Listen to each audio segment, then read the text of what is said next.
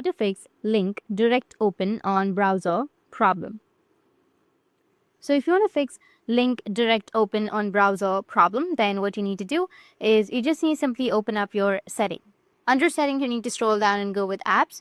Under apps, you can go with manage apps, and from manage apps, you need to go and select an application, like for example, WhatsApp.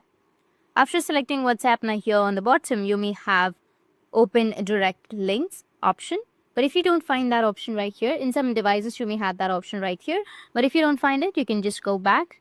And from here, you need to go with default. If you don't find the default apps right here, you can go with manage apps and then go with the top right, which has that 3 dots, and then tap on default apps. Or go with other settings and then tap on default apps, which is right here.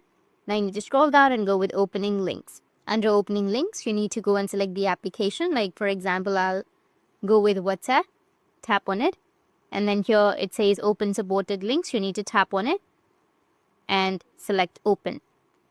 That's it. And if you have any questions, feel free to comment below. Thanks for watching.